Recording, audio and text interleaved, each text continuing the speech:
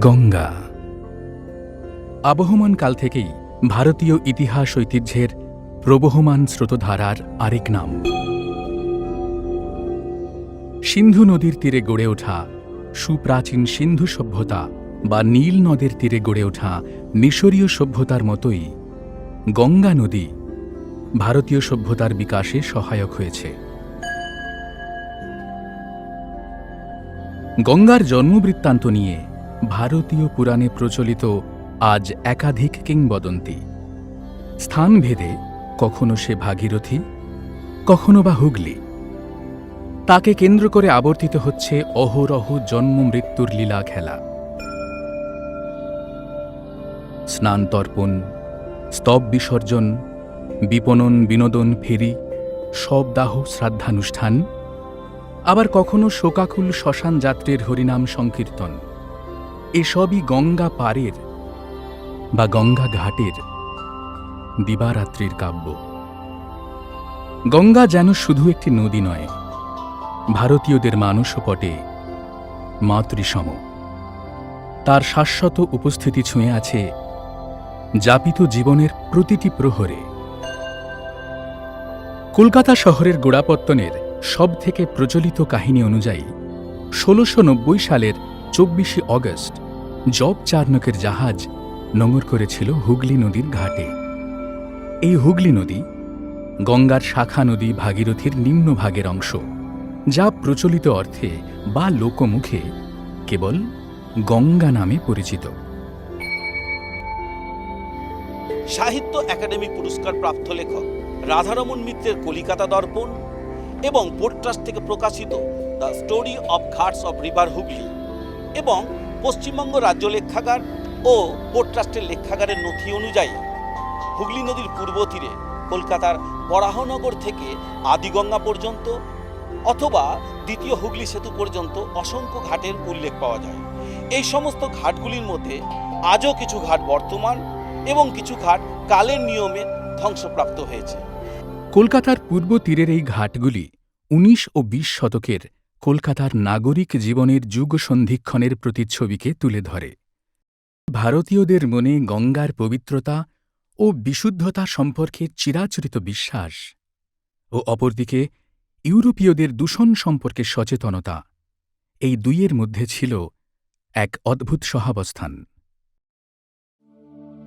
ইতিহাসের আকর ও গল্পগাথায় ভর করে চলুন দেখে নিই কলকাতার ঘাট বৃত্তান্ত।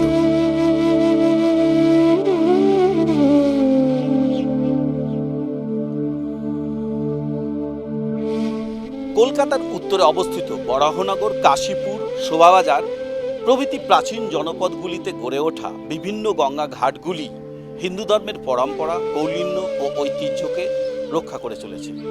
অনুমান করা হয় ওলন্দাজ অধ্যুষিত বরানগর অঞ্চলে ওলন্দাজ কুটি ছিল। এই কারণে এই অঞ্চলে গড়ে ওঠা গঙ্গা ঘাটটি কুটিঘাট নামে পরিচিতি লাভ করে। বরানগরের বাসিন্দা কৃষ্ণচন্দ্র দে, যিনি প্রামাণিকে ভূষিত হন, ১৮৫২ সালে তিনি এই প্রামাণিক ঘাটটি স্থাপন করে থাকেন। ১৯৩০ সালে প্রেমনাথ মল্লিক এই ঘাটটির সংস্কার করেন। এই ঘাটের অদূরেই আরও দুটি ঘাট, যে ঘাট দুটির নাম হলো লালঘাট ও শিলাঘাট। এর মধ্যে লালঘাটটি মেয়েদের ঘাট নামেই পরিচিতি লাভ করে। বরানগরের আরও একটি ইতিহাস প্রসিদ্ধ ঘাট হল সতীদাহ ঘাট। এই সতীদাহ ঘাট নির্মম সতীদাহ প্রথার সাক্ষ্য বহন করে চলেছে। ১৮২৯ সালে রাজা রামমোহন রায়ের সহযোগিতায় লর্ড উইলিয়াম বেন্টিং এই নির্মম সতীদাহ প্রথা লোপ করেন।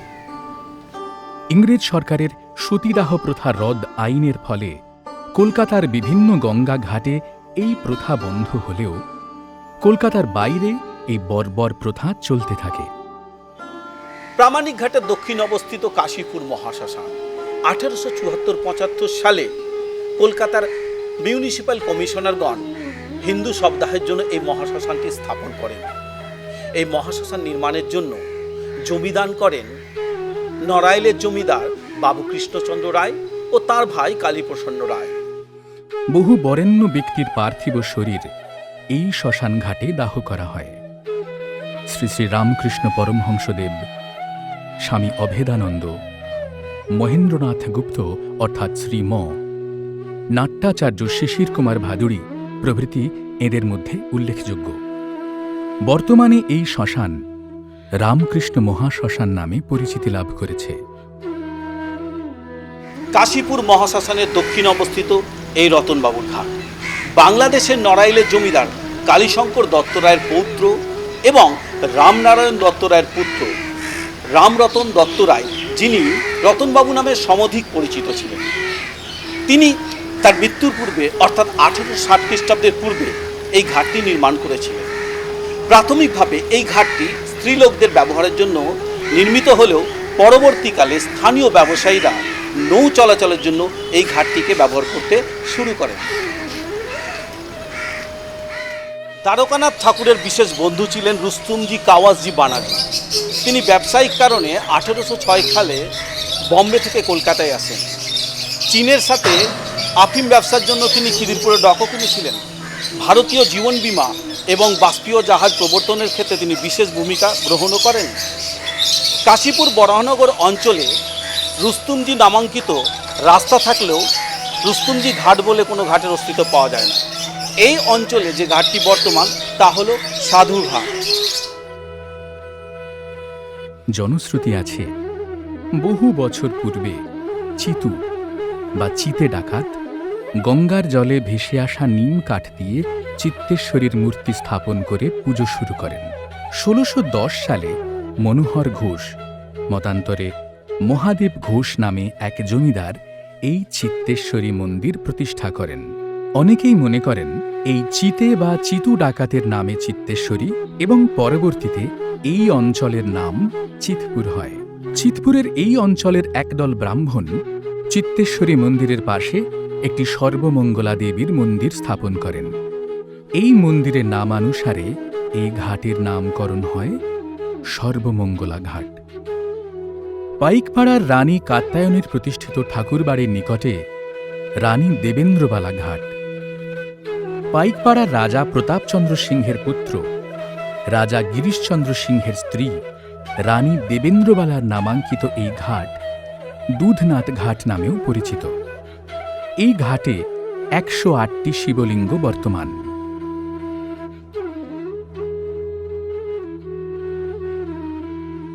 রানী দেবেন্দ্রবালা ঘাটের দক্ষিণে বৈষ্ণবীবালা ঘাট অবস্থিত। এই ঘাটের নামকরণ এই ঘাটের নিকটে অবস্থিত বৈষ্ণব দেবী মন্দিরের কারণে হতে পারে। এই অঞ্চলের আরও একটি গঙ্গা ঘাট হল ইন্দিরা ঘাট। ভারতের প্রাক্তন প্রধানমন্ত্রী ইন্দিরা গান্ধীর স্মৃতির উদ্দেশ্যে এই ঘাটের নির্মাণ হয় বলে মনে করা হয়। বাগবাজারের একটি উল্লেখযোগ্য ঘাট হল মায়ের ঘাট। এই ঘাটটি পূর্বে দুর্গাচরণ মুখার্জির ঘাট বা পাগলা বাবুর ঘাট নামে পরিচিত ছিল। এই দুর্গাচরণ মুখার্জি ছিলেন রাজশাহীর কালেক্টর রো সাহেব, কলকাতার টাকশালের অধ্যক্ষ হ্যারিস সাহেব এবং আফিম এজেন্ট অ্যাডিসন সাহেবের দেওয়ান। তিনি ছিলেন অত্যন্ত ধনবান এবং দাম্ভিক ব্যক্তি। তার পুত্র শিবচন্দ্র মুখার্জি, তিনিও ছিলেন পিতার ন্যায় দাম্ভিক, লম্পট এবং গাঁজাখোরদের প্রধান পৃষ্ঠপোষক। বাগবাজারে অবস্থানকালে 1909 সাল থেকে 1920 সাল পর্যন্ত শ্রী শ্রী সারদা মা নিয়মিত এই ঘাটেই স্নান ও জপাদি করতেন।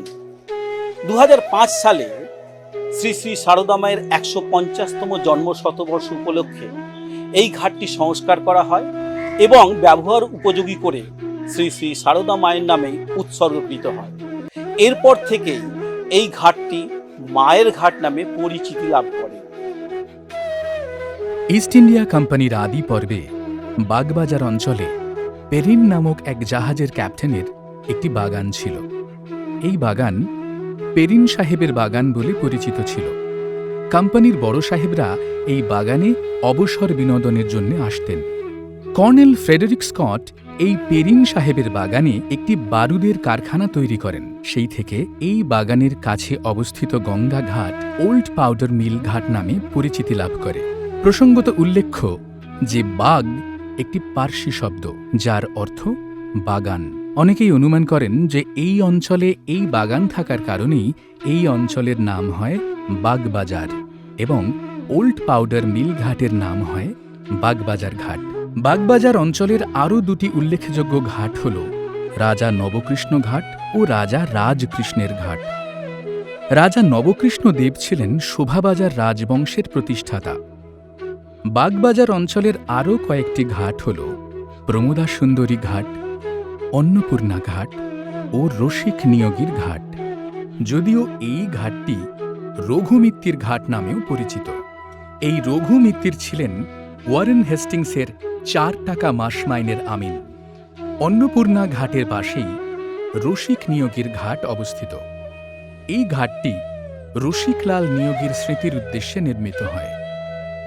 হাটখোলা অঞ্চলে কয়েকটি ঘাটের দেখা পাওয়া যায়। এগুলি হল গোপাল ঘাট ও গোলাবাড়ি ঘাট। এর মধ্যে গোলাবাড়ি ঘাটের নামকরণ ধানের গোলা থেকে এসেছে বলে মনে করা হয়। এই ঘাটটিতে মৃতদেহ শবদাহের পূর্বে রাখা হতো। বনমালী সরকার ঘাট বর্তমানে বটতলা ঘাট নামে পরিচিত। এই বনমালী সরকার ইস্ট ইন্ডিয়া কোম্পানির কমার্শিয়াল রেসিডেন্ট ছিলেন। এই অঞ্চলে রাজা রাজবল্লভের নামানুসারে একটি ঘাট ছিল, কিন্তু বর্তমানে এই রাজবল্লভ ঘাটের কোনো অস্তিত্ব নেই। 1795 সালের আফজান সাহেবের মানচিত্রে কাশিরাম মিত্রের শ্মশানঘাট বলে উল্লেখ থাকলেও অনেকেই মনে করেন এটি কাশীশ্বর মিত্রের শ্মশানঘাট। এই কাশীশ্বর মিত্র ছিলেন একজন ধনবান ব্যক্তি। তার 4 পত্নী থাকা সত্ত্বেও তিনি ছিলেন নিঃসন্তান। প্রচুর ধনসম্পত্তি নিয়ে তিনি তার সৎ কাজে ব্যবহার করতে চেয়েছিলেন। এই কারণেই 1774 সালে তিনি হিন্দু শবদাহের জন্য এই শ্মশানঘাটটি নির্মাণ করেছিলেন। কাশীমিত্র শ্মশানঘাটকে একসময় অবস্থাপন্ন হিন্দুরা ব্যবহার করলেও পরে এখানে গরিব হিন্দুরা শবদাহ করতেন। বিভিন্ন হাসপাতালের কাটাছেঁড়া শবদেহ এখানে পোড়ানো শুরু হয়। গরিব হিন্দুরা শবদাহের খরচ বাঁচানোর জন্যে মৃতদেহকে গঙ্গায় ভাসিয়ে দিতে শুরু করে। 1854 সালে এই কাশীমিত্র ঘাট থেকে 3982টি মৃতদেহ গঙ্গায় ভাসিয়ে দেওয়া হয়। ধর্মীয় সংস্কারের দোহাই দিয়ে বা আর্থিক দুরাবস্থার অজুহাতে হিন্দুরা নিমতলা ও কাশীমিত্র ঘাটে যেভাবে মৃতদেহ সৎকার করতেন তা কেবল অমানবিকই ছিল না, এর ফলে গঙ্গা নদীর জলদূষণ ও পরিবেশ দূষণ এক ভয়াবহ রূপ ধারণ করে। 1854 খ্রিস্টাব্দে গঙ্গায় মৃতদেহ নিক্ষেপ বন্ধ করতে সরকার আইন প্রণয়ন করতে সচেষ্ট হন, কিন্তু বাধা আসে হিন্দুদের পক্ষ থেকে। অতঃপর সরকার পুলিশ কমিশনের অধীনে বেশ কিছু মুর্দা ফরাস এবং নৌকা নিয়োগ করে। এই মুর্দা ফরাসের কাজই ছিল ভাসমান মৃতদেহগুলিকে গঙ্গার জলে ডুবিয়ে দেওয়া, কিন্তু এ কাজও সহজ ছিল না। কাজে জলদূষণ অব্যাহত থাকে। কোনো উপায় না দেখে ব্রিটিশ সরকার 1862 খ্রিস্টাব্দে আইন প্রণয়ন করে গঙ্গায় মৃতদেহ নিক্ষেপ করা বন্ধ করতে বাধ্য হন। মৃৎশিল্পী অর্থাৎ কুমারদের বাসস্থান কুমারটুলির নাম অনুসারে কুমারটুলি ঘাট। কুমারটুলি ঘাটের নির্মাণ কে করেন তা অজানা, তবে এই স্থানে বহু বিখ্যাত ব্যক্তি বাস করতেন। এই ঘাটের দক্ষিণে চাঁপাতলা ঘাট। অনুমান করা হয় এই অঞ্চলে চাঁপা গাছ থাকায় এই রূপ নামকরণ। শোভাবাজার অঞ্চলে রথতলা ঘাট অবস্থিত। অনেকে মনে করেন শুভারাম বসাকের রথযাত্রার রথ এখানে রাখা হতো বলে এই ঘাটের এই রূপ নামকরণ হয়েছে। আবার অনেকে এই ঘাটকে হরচন্দ্র মল্লিক স্নান ঘাট বলে অভিহিত করেন। সুতানুটি শব্দের অর্থ সুতোর আঁটি। আদি কলকাতার 3টি গ্রাম সুতানুটি, গোবিন্দপুর ও কলিকাতার মধ্যে এটি একটি অন্যতম। শোনা যায় যে যোগচার্ণক তার জাহাজ নোঙর করেছিলেন এই ঘাটেই। পরবর্তীকালে অর্থাৎ 1842 সালে এই অঞ্চলে হাটখোলা ঘাটটির স্থাপন করা হয়। মনে করা হয় খোলা জায়গায় এই হাট বসত বলেই তার এই রূপ নামকরণ। সংস্কৃত আভিরের হিন্দি রূপ হলো আহির, যার অর্থ হলো গয়লা। মনে করা হয় এই অঞ্চলে গয়লাদের আধিক্য থাকায় এই অঞ্চলটির নাম হয় আহিরতলা। গয়লাদের গবাদি পশু এই ঘাটেই স্নান করানো হতো বলেই এই ঘাটটির নাম হয় আহিরতলা ঘাট। বাংলাদেশের একজন প্রভাবশালী জমিদার মানিকরাম বসুর নামে মানিকবাবু ঘাট নির্মিত হয়। এই ঘাটটি দত্তবাবুর ঘাট নামে পরিচিত। দত্তবাবুর ঘাট নামে আরও একটি ঘাটের উল্লেখ পাওয়া যায়। কলকাতার বিভিন্ন গঙ্গা ঘাটের মধ্যে সবচাইতে উল্লেখযোগ্য নিমতলা ঘাট বা নিমতলা মহাশ্মশান। অনুমান করা হয় 1818 সালে এই শ্মশান ঘাটের নির্মাণ হয়। এই ঘাটের নির্মাণে তৎকালীন বহু সম্মানীয় ব্যক্তি আর্থিক অনুদান দিয়েছিলেন। এই নিমতলা ঘাটে অবস্থিত আনন্দময়ী কালী মন্দির এই ঘাটের সমসাময়িক বলে মনে করা হয়। ঈশ্বরচন্দ্র বিদ্যাসাগর, রবীন্দ্রনাথ ঠাকুর, আচার্য প্রফুল্লচন্দ্র রায় প্রমুখ মনীষীদের পার্থিব শরীর দাহ করা হয় এই মহাশ্মশানে। এই ঘাটে অবস্থিত ভূতনাথ মন্দির বিশেষ উল্লেখযোগ্য। নিমতলা নামকরণের পিছনে বিভিন্ন যুক্তির সমাবেশ লক্ষ্য করা যায়। অনেকে মনে করেন নিমগাছই হলো নিমতলা নামকরণের উৎস, আবার অনেকে মনে করেন নিয়ামতুল্লাহ থেকে হয়তো নিমতলার হাটের নামের সৃষ্টি হয়েছে। স্থানীয় জমিদার রমজান আলী 1774 খ্রিস্টাব্দে তাঁর পূর্বপুরুষ নিয়ামতুল্লাহ নামে একটি মসজিদ নির্মাণ করেন। শোনা যায় এই নিয়ামতুল্লাহ একটি গঙ্গায় ঘাট নির্মাণ করেন। বর্তমানে নিমতলা ঘাট যে নিয়ামতুল্লাহ তৈরি নিমতলা ঘাট তার কিন্তু কোনো প্রমাণ পাওয়া যায় না।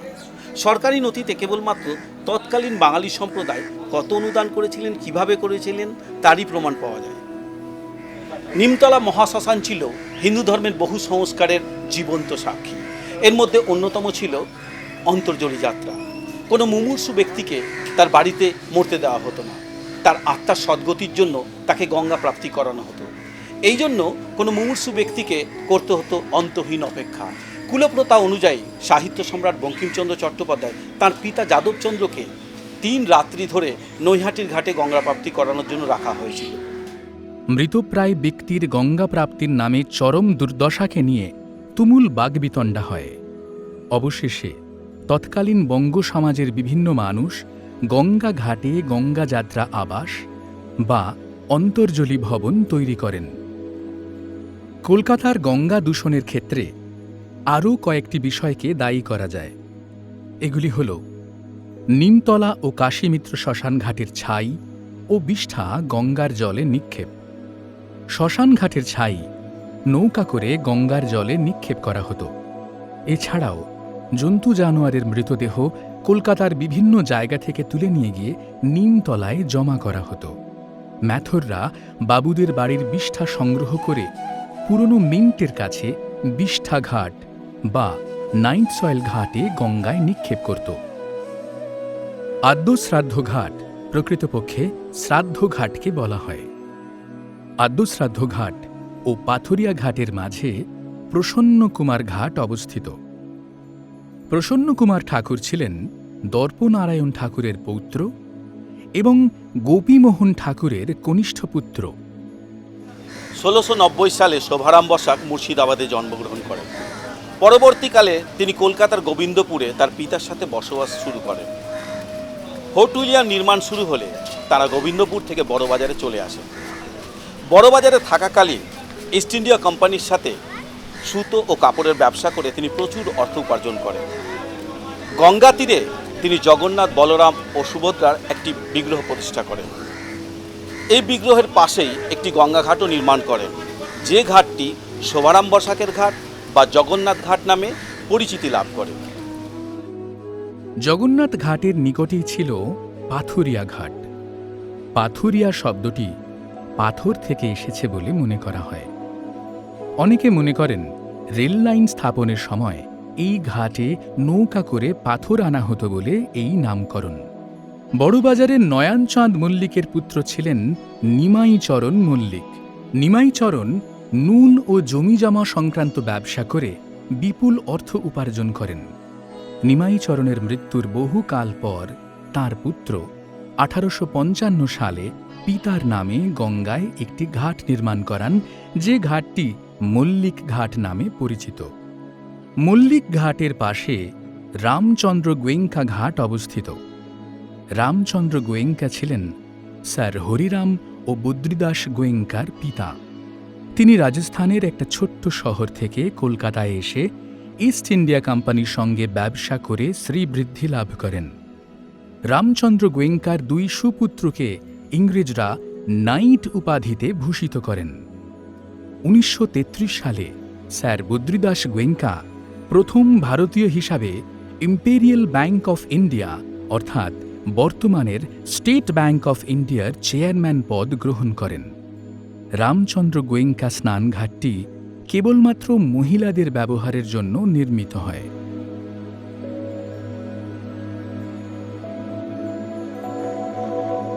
এই হলো ছোটেলালের ঘাট। এই ছোটেলাল কে ছিলেন তার সম্বন্ধে সঠিক কোনো তথ্য পাওয়া যায় না। তবে এই ঘাটে কুস্তিগিরদের আখড়া এবং গঙ্গা সেবা সমিতি এই ঘাটকে এক অন্য মাত্রায় উন্নীত করেছে। চ্যাম্পিয়ন কুস্তিগির গুরু নাথমালজি কুস্তির আখড়া গড়ে কুস্তির জগতে এক অনন্য নজির গড়ে তুলেছেন। ছোটেলাল ঘাটের পাশে মতিলাল শীলের ঘাট। মাত্র 5 বছর বয়সে মতিলাল শীল পিতৃহীন হন। সামান্য ইংরেজি শিখে ফোর্ট উইলিয়ামে ইংরেজ সরকারের অধীনে কাজ করেন। এই কাজের পাশাপাশি তিনি শিশি বোতল ও ছিপির ব্যবসা শুরু করেন। বহু অর্থ উপার্জন করে তিনি এই ব্যবসা ত্যাগ করে জাহাজের কারবারে যুক্ত হন। ধনকুবের মতিলাল ছিলেন দাতা ও পরোপকারী। তিনি চিকিৎসা ও শিক্ষার উন্নতিতে অকাতরে দান করতেন। মতিলাল ঘাটের কাছে অবস্থিত আর্মেনিয়ান ঘাট। অতীতের ব্যারেটো সাহেবের ঘাটের স্থানে আর্মেনিয়ান ঘাট অবস্থিত। ম্যানুয়েল হাজারি মালিয়া নামে জনৈক আর্মেনিয়ান এই আর্মেনিয়ান ঘাট নির্মাণ করেন। ব্রিটিশ সময়কালে এই ঘাটের এক বিশেষ গুরুত্ব ছিল। 1854 থেকে 1874 সাল পর্যন্ত ইস্ট ইন্ডিয়ান রেলের কলকাতা স্টেশন ও টিকিট ঘর ছিল এই ঘাটে। এখানেই রেলযাত্রীরা টিকিট কিনতেন ও মালপত্রের ওজন করিয়ে প্রয়োজনীয় মাশুল দিয়ে রেল কোম্পানির লঞ্চে নদী পার হয়ে হাওড়া স্টেশনে ট্রেনে উঠতেন।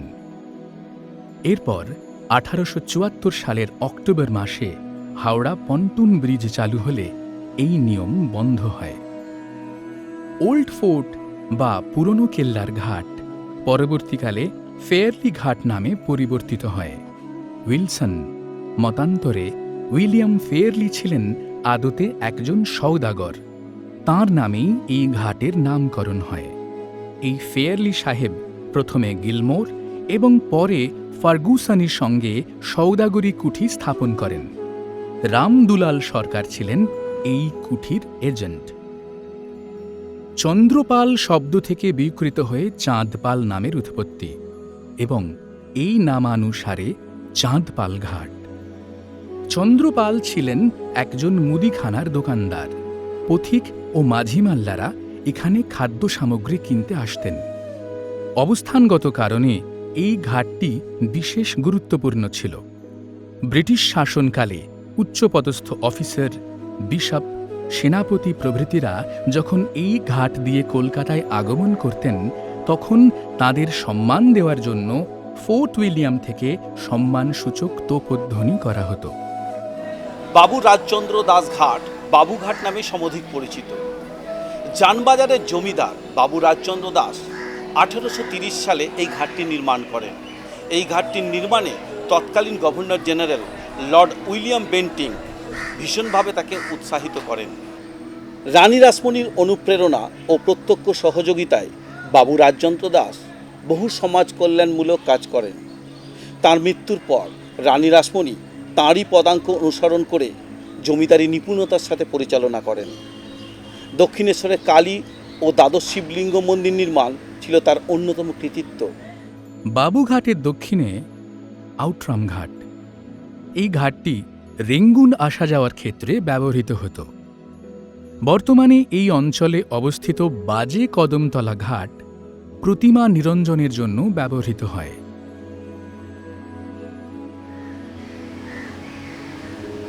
সুপ্রিম কোর্টের প্রথম প্রধান বিচারপতি স্যার এলিজা ইম্পে কেবলমাত্র ব্রিটিশদের ব্যবহারের উদ্দেশ্যে এই জাজেস ঘাটটি নির্মাণ করতে উদ্যোগী হন। স্যার এলিজা ইম্পে ভারতীয় ইতিহাসে বিভিন্ন কারণে উল্লেখযোগ্য। তার মধ্যে মহারাজ নন্দকুমারের ফাঁসি বিশেষভাবে আমরা মনে রাখতে পারি। স্যার এলিজা ইম্পের এই জাজেস ঘাটে গোয়ালিয়র মনুমেন্টটি অবস্থান করার কারণে অনেকে এই ঘাটটিকে গোয়ালিয়র ঘাট বলেও মনে করেন। ব্রিটিশ গভর্নর জেনারেল লর্ড এলেনবরার পরিকল্পনায় ও উদ্যোগে এবং সামরিক বাহিনীর ইঞ্জিনিয়ার কর্নেল এইচ গডউইনের তত্ত্বাবধানে নিহত সেনানীদের স্মৃতির উদ্দেশ্যে 1847 সালে ইসলামিক স্থাপত্য এবং ইউরোপীয় নির্মাণ প্রযুক্তির মেলবন্ধনে নির্মিত হয় গোয়ালিয়র মনুমেন্ট। জন প্রিন্সেপের পুত্র জেমস প্রিন্সেপের স্মৃতিতে 1842-43 সালে এই ঘাটটি নির্মিত হয়। এটি হলো ভিক্টোরিয়ান শিল্পকলার এক অসামান্য স্থাপত্য। জেমস প্রিন্সেপ ছিলেন একজন গবেষক ও বিদ্যোৎসাহী। তিনি কলকাতার টাকশালের ডেপুটি অ্যাশেমাস্টার বা সহকারী ধাতু পরীক্ষক। 1832 থেকে 38 সাল পর্যন্ত তিনি ছিলেন এশিয়াটিক সোসাইটির সম্পাদক। 1844 সালে তৎকালীন ভারতের গভর্নর জেনারেল লর্ড এডিনবরা এই ঘাটটি সর্বপ্রথম ব্যবহার করেন। এরপরে বহু ভাইসরয়, রাজা মহারাজারা এই ঘাটটি ব্যবহার করতে শুরু করেন। কলকাতার বিভিন্ন গঙ্গা ঘাট ঐতিহ্যবাহী ইতিহাসের সাক্ষ্য বহন করে চলেছে। সভ্যতার ক্রমবিকাশ, সামাজিক সংস্কার, ধর্মীয় গোড়ামি, দূষণ ও তার প্রতিকার, ভারতীয় ও ইউরোপীয়দের যৌথ উদ্যোগে জীবনযাত্রার মানোন্নয়ন, এই সবেরই জীবন্ত দিনলিপি এই গঙ্গার ঘাট। রক্ষণাবেক্ষণ ও সংস্কারের প্রশ্নে Kolkata port trust, Kolkata corporation এবং কলকাতা পুলিশকে কুন্ডিস জানাতেই হয়। আধুনিকতা ও কৌলিন্যের মাঝে যে বিষয়টি সবচেয়ে বেশি আজকে ভাবিয়ে তোলে তা হলো দূষণ, যা আজও বড়ই প্রাসঙ্গিক।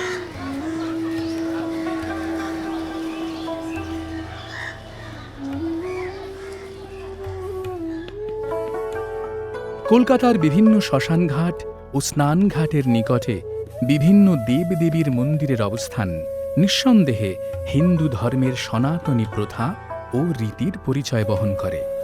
তবে মা কালী ও শিব মন্দিরের আধিক্য বিশেষভাবে উল্লেখ্য। উত্তরে দক্ষিণেশ্বর মন্দির থেকে দক্ষিণের আদি গঙ্গার তীরে কালীঘাট মন্দির পর্যন্ত অসংখ্য কালী মন্দির ও শিব মন্দিরের অবস্থান সেই তথ্যকেই প্রমাণ করে। ঘাটেদের ঘিরে ধর্মীয় ভাবাবেগপূর্ণ ভক্তিরসে এবং শ্মশান বৈরাগ্যে মজেছিলেন সমাজের অভিজাত থেকে অপাঙ্ক্তেয় সকলেই।